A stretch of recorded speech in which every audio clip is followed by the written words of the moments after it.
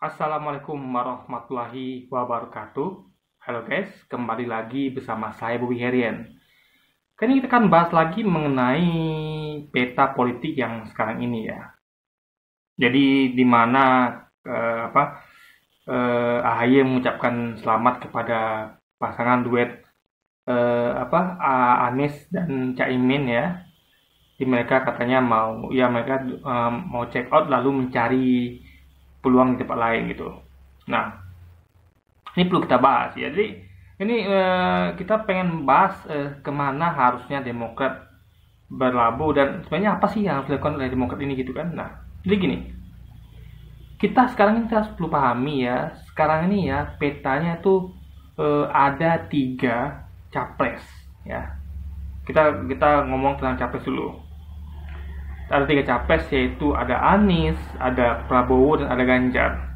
Nah, oposisi ya, ada 2 oposisi dan pemerintahan. Nah, oposisi semuanya itu terhubung kepada Anies seorang gitu. Hanya Anies saja. Kalau ngomong tentang oposisi, ngomong tentang perubahan, hanya bertumbuh pada Anies Baswedan saja. Ya, jalan yang diusung oleh Nasdem dan PKS dan PKB. Ya, sementara 2 lainnya, Ganjar dan Prabowo itu adalah melanjutkan alias pemerintahan gitu kan. Nah, jadi di antara 3 ini, jadi hanya ada 2 pilihan. Anda mau oposisi dengan mengusung perubahan atau pemerintahan dengan melanjutkan yang ada sekarang ini. Jadi hanya 2 saja pilihan, melanjutkan atau perubahan gitu. Nah, ya, saya mendengar di TV One itu Hinca Panjaitan itu mengatakan bahwa kita akan menjalin hubungan berkomunikasi ya, kalau mungkin ini menuju kepada koalisi baru. Maksudnya tuh koalisi yang tempat mereka bergabung baru gitu kan, meninggalkan koalisi Nasdem sebelumnya. Itu mereka akan komunikasi dengan PDIP atau Ganjarnya atau Gerindra dengan Prabowo-nya. Nah, ini ya berarti kita tahu sekarang watak Demokrat seperti apa kalau ini terjadi gitu. Mereka sudah tahu ya, harusnya mengunci diri. Ingat, mereka tuh mengusung perubahan. Nah, perubahan itu tentu harus antitesis dari Ganjar atau Prabowo. Ya, nggak bisa itu sudah ada dinding di antaranya, tuh sudah ada dinding guys. Jadi kalau Anda ngomong, kalau Demokrat dari awal itu ngomong tentang perubahan, ya ngomong tentang oposisi, ya jangan dekat-dekat, jangan ada hubungan, bukan komunikasi ya, jangan ada arah-arah gabung kepada Ganjar atau Prabowo gitu guys. Ini fatal ya. Nah, kalau ini sempat terjadi dan memang sudah terjadi ya, itu kan dikatakan Hinca seperti itu gitu kan, ya mungkin akan lah mungkin, tapi tentu kan ini udah berjalan waktu, mungkin sudah terjadi, kita nggak tahu apa ya, mungkin tidak diekspos gitu kan. Jadi tapi ini sudah membuktikan ya, walaupun belum bergabung ya, itu sudah membuktikan bahwa Demokrat ini adalah mengkhianati platformnya yang dia oposisi, yang katanya dia oposisi, katanya dia mau perubahan. Faktanya dia malah mendekat atau mencari-cari peluang di pemerintahan, ya di koalisi yang akan menunjukkan pemerintahan sekarang, yaitu Ganjar atau Prabowo. Nah, di rakyat bisa menilai sekarang seperti apa Demokrat sesungguhnya. Karena harusnya, jadi ini adalah kesalahan fatal yang dilakukan oleh Demokrat. Kenapa? Karena rakyat akan menilai bahwa ternyata partai ini begini rupanya. Jadi dia itu sebenarnya kata kuncinya bukan pada mereka itu sebenarnya bukan sedang mengusung perubahan, tapi mereka sebenarnya adalah bagaimana AHY bisa maju gitu kan. Karena harusnya kalau mereka bisa bersama hati, mereka harus paham itu di antara 3 ini hanya Anies yang tersisa. Ya, kecuali calonnya lebih dari 3, tapi di antara 3 itu hanya Anies yang tersisa untuk perubahan. Jadi kalau Ganjar sama Prabowo itu jelas sudah melanjutkan pemerintahan. Jadi fatal kalau sempat Demokrat itu bergabung kepada Gerindra ya, atau Prabowo ya, Gerindra dengan Prabowo-nya atau Ganjar dengan PDIP-nya, itu sudah fatal. Ya, rakyat akan meninggalkan Demokrat.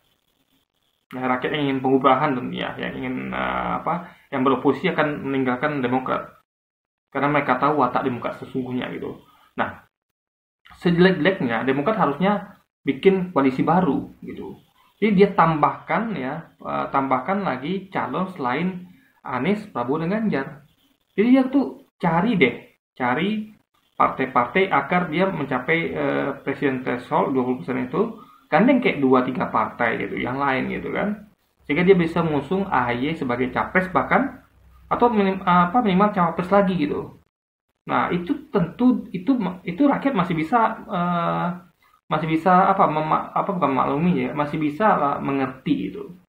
Kalau Demokrat ini sebenarnya tetap mengusung perubahan ya, oposisi, tapi nggak mau tidak mau tidak mau tanpa AHY tidak ada di dalamnya gitu. Ya, AHY ini harus maju gimana pun caranya pada segala harga, harus jadi minimal cawapres gitu. Nah, dia bikin koalisi baru. Nah, jadi ada 4 calon nanti. Mungkin AHY, Anies, Ganjar, Prabowo gitu. Tapi jangan lupa ya, ini adalah kerugian bagi oposisi. Langkah Demokrat ini tetap akan dihitung rakyat, ya, rakyat ingin perubahan ya, sebagai suatu hal yang kerugian. Kenapa? Kita tahu itu orang-orang yang tetap pada pemerintahan itu sudah terpecah dua. Ya, hitung-hitungan politiknya sudah terpecah dua. Mereka tuh terpecah ya, jadi pendukung yang tetap pendukung Jokowi lah, kita ngomongnya tentang kalau namanya keberlanjutan adalah Jokowi itu terpecah dua. Yang satu memilih Prabowo, satu lagi memilih Ganjar. Tapi oposisi tetap satu di bawah Panji Anies Baswedan. Oposisi tetap satu karena nggak ada pilihan lain. Coba Anda pilih siapa coba? Ya, kalau nggak Anies ya Ganjar atau Prabowo. Ganjar dan Prabowo, nggak ada yang lain. Jadi mau nggak mau, suka nggak suka, oposisi atau yang ingin perubahan tuh akan berbendera Anies gitu kan, nggak ada pilihan lain gitu, kecuali Anda golput.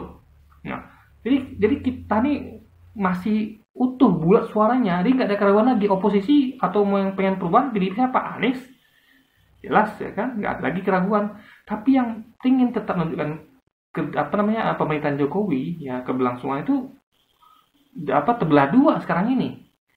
Ada yang milih Ganjar, ada yang milih Prabowo, jadi suara mereka terpecah dua gitu. Jadi mereka tuh udah menderita suatu kerugian guys. Mereka tuh tidak bersatu gitu. Ya kan? Nah, kecuali kalau ada yang mau ngalah antara Ganjar atau Prabowo, antara Gerindra PDI mau ngalah, itu mereka kuat sekali gitu tentunya. Dan itu yang kita harapkan gitu kan, sebagai oposisi atau yang pengen perubahan. Ya kan? Nah, jadi harusnya kalau Demokrat ini mau berpegang pada perubahan, yang mengutamakan perubahan di atas segalanya ya, oposisi, dia harusnya mengesampingkan kepentingan partainya, kepentingan kelompoknya, yaitu untuk memajukan AHY gitu kan. Nah, jadi harusnya tabayun dulu, harusnya dia jangan lontarkan lah hal-hal yang bisa membuat barisan koalisi ini jadi kisruh gitu kan, dengan mengatakan Anies berkhianat lah, Surya Paloh berkhianat, Nasdem berkhianat dan segala macamnya gitu. Harusnya tahan diri gitu. Kenapa? Karena yang apa yang dilakukan oleh teman-teman Nasdem dan Anies adalah untuk kebaikan, karena berhasil mengurangi kekuatan keberlanjutan ini, yaitu di kubu Prabowo itu berkurang kekuatannya guys.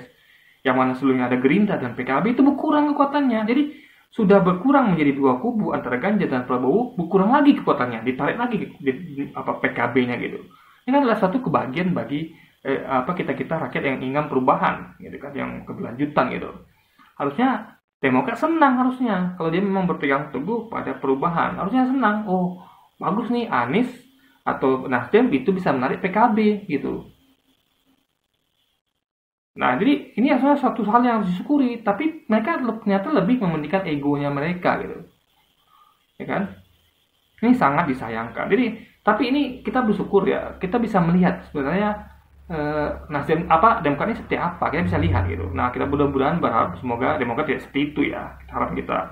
Jadi, mereka ini tetap harus mengutamakan bahwa perubahan itu adalah harus diperjuangkan yang utama, bukan yang lain-lain, bukan jadi baper dan segala macam gitu. Ya, ingat PKS itu bagaimana mereka tuh sangat lincah, sangat cair. Mereka tahu tujuan utamanya adalah perubahan, ideologi, visi misi, bukan harus masuknya kader mereka di dalam dalam capres atau cawapres. Jadi harusnya Demokrat menjatuh PKS gitu. Dan kita salut pada PKS. Mereka lebih mengedepankan kepentingan rakyat Karena rakyat tuh nggak butuh, calon itu nggak terlalu butuh. Yang diperlukan itu adalah visi misinya gitu. Siapapun bisa, siapapun bisa presiden dan presiden, asalkan dia mengusung perubahan dan apa namanya, perubahan dan oposisi dan peluang menang besar. Itu yang dibutuhkan rakyat gitu. Ya kan, jadi peluang menangnya besar dan mereka mengusung perubahan. Udah cukup, siapapun calonnya silakan gitu. Yang penting bisa menarik suara lebih banyak. Di mana kita tahu kekurangannya adalah Anies ini kekurangannya kan di Jawa Tengah, Jawa Timur. Itu basis daerah yang harus diperlukan yang sangat ketat sekali. Nah, adanya PKB itu menutup menambah chance untuk peluang di daerah itu, di Jawa Tengah, Jawa Timur gitu. Dan ingat, PKB adalah bagian dari koalisi Gerindra, ditarik. Jadi berkurang lagi, makin keropos lagi itu pemerintahan. Jadi mereka sudah terberai. Ada yang dukung Prabowo dan dukung Ganjar, tanpa lagi PKB ditarik pula gitu kan. Ini kan suatu hal kemenangan besar yang di awal itu sudah direalisasikan gitu. Dan kita bersyukur harusnya, Demokrat harusnya bersyukur gitu kan. Nah, dan ingat ya, kalau kita baca lagi ya, antara Nasdem, PKS, Demokrat, itu Nasdem tidak ada satupun kadernya yang maju jadi capres-cawapres. PKS juga. Anies itu tidak punya partai. Ya kan? Anies itu diusung oleh bukan hanya Nasdem, tapi Demokrat, PKS, dan Nasdem. Gitu. Nah, mungkinlah PKB, Caimin itu diusung oleh PKB. Tapi, lihat, Nasdem tidak ada kadernya di situ. PKS tidak ada kader di situ. Lalu kenapa? Demokrat harus memaksakan, bukan hanya kader malah. AHY ini adalah ketuanya. Kenapa harus dipaksakan gitu? Harus jadi cawapres. Sedangkan Nasdem aja tidak ada kadernya. PKS juga tidak ada kadernya gitu kan. Dan ini memang ibaratnya gini, wajar kalau misalnya PKB ini misalnya demi manuver politik ditawarkan cawapres. Kenapa? Karena PKB ini posisinya adalah di luar oposisi, di luar partai yang memperjuangkan keberlanjutan. Jadi makanya harus dikasih nilai plus di situ. Kalau Demokrat, PKS, nama Nasdem kan sudah jelas perubahan, udah jelas oposisi. Jadi nggak perlu lagi dikasih suntikan apapun itu, guys. Tapi untuk menarik PKB kan berat. Sama seperti waktu Jokowi atau PDIP menarik Prabowo ke dalam pemerintahan. Apa iming-imingnya? Jabatan Menteri Pertahanan. Coba menarik Sandiaga Uno dari oposisi ke pemerintahan. Apa bargainingnya? Menteri Pariwisata. Ini memang semuanya harus begitu gitu. Jadi gak ada makan siang gratis, guys. Untuk menarik seseorang untuk berpindah pada kubu kita harus dikasih sesuatu. Nah, itulah. Jadi kecuali kalau Demokrat nih di luar dari koalisi perubahan. Dia ada di koalisi pemerintahan. Yang ada justru PKB misalnya. Kita balik nih kan. Nah, tentu untuk narik Demokrat boleh tuh. Dipaksakan AHY jadi cawapres demi menarik Demokrat ke rangkulan rakyat lagi dengan perubahan. It's okay. Jadi itulah politik. Jadi harus ada suntikan gitu. Karena PKB berada di luar koalisi perubahan gitu kan. Nah, itu harus dipahami oleh Demokrat ini gitu. Tarik menarik itu harus dipahami. Ya, nggak ada makan siang gratis bro, nggak ada gitu kan. Nah, ini sama seperti kenapa Islam itu ya. Islam itu ketika ada orang yang mu'alaf, itu kan dikasih dukungan, support. Ya. Kenapa? Biar mereka tuh tidak gampang berpaling ke agama lamanya. Jadi ini sebenarnya merupakan bagian dari ajaran Islam gitu. Gimana supaya mereka ini tetap berpegang kepada Islam gitu kan. Karena gimana pun, walaupun mereka mungkin imannya mereka merasa kuat, tentu ada godaan-godaan. Misalnya kayak dijauhi keluarganya, karena keluarganya nggak setuju dia mualaf masuk Islam, lalu dijauhi, ekonominya diberangus, maksud itu dibatasi ekonominya. Kenapa? Karena mereka nggak suka lagi kepada orang yang mualaf ini gitu. Misalnya dia kalau dia anak itu warisannya dicabut, misalnya hartanya dikembosin, ya segala macam lah upaya untuk gimana supaya mualaf ini susah hidupnya. Nah itu kan supaya dia tidak balik ke agamanya kan betul disupport. Ya kalau dikasih pekerjaan, dikasih sedekah dan segala macam gitu kan. Nah, jadi untuk menarik seseorang itu tentu harus ada apalagi politik gitu kan. Politik. Nggak gampang menarik orang dari luar ke dalam, keluar dalam keluar. Makanya kayak Prabowo tuh ditawari mana Menteri Pertahanan, Sandiaga Uno ditawari jadi Menteri Pariwisata gitu kan. Jadi nggak ada tuh. Sama kayak apa Wapresnya Jokowi siapa ya, ketua MI kemarin saya lupa namanya, itu dijadikan wakil presiden, makanya beliau berpaling dari oposisi menjadi pemerintahan, guys. Nah, itu harus dipahami oleh Demokrat ini gitu. Ingat, posisi PKB itu ada di luar koalisi perubahan.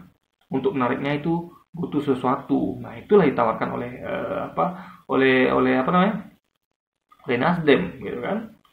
Nah, itu harus dipahami. Jadi Demokratnya harusnya tetap jangan tiru deh itu Prabowo atau Ganjar yang sudah terbelah dua gitu kan. Ya kan, harusnya kalau Prabowo cerdas itu ya, dia akan ajak Ganjar atau PDI bergabung gitu. Toh kita sama-sama pemerintahan kan. Toh kita sama-sama hendak melanjutkan program Jokowi. Kenapa kita bersatu aja gitu kan? Tapi memang Prabowo punya misi pribadi. Ya dia tahu susah PDIP menerima dia sebagai capres itu susah gitu. Karena PDIP tentu pengen kader sendiri, ya kan? Seperti kemarin itu Jokowi, atau bahkan Bu Mega sendiri, Megawati sendiri, atau sekarang ini adalah Ganjar. PDIP itu memang nilai tawarnya memang harus kader dia. Jadi nggak mungkin, hampir mustahil kalau PDI itu mencalonkan Prabowo sebagai capres. Makanya Prabowo tahu itu, tadi ambisi politik kuat besar, sehingga dia tuh nggak mungkin dia tuh tawar-nawar dengan PDIP. Paling dia jadikan cawapres, mana mau Prabowo, dia sudah kalah 2 kali. Tentu dia pengen harus gol nih tahun ini gitu kan. Nah, makanya itulah kesempatan bagi oposisi harusnya sekarang nih. Mumpung pendukung mereka terbelah dua. Mumpung PKB gabung kepada kekuatan mereka berkurang karena PKB justru membelok kepada oposisi. Demokrat harus sadar itu dan kembali ke koalisi perubahan. Tetap bersatu bersama rakyat untuk mendukung perubahan dan lupakan ambisi pribadi menjadikan AHY sebagai wapres. Toh waktunya masih panjang. AHY masih muda. Kita akui AHY adalah calon pemimpin masa depan yang hebat karena beliau punya karisma, punya visi misi, tapi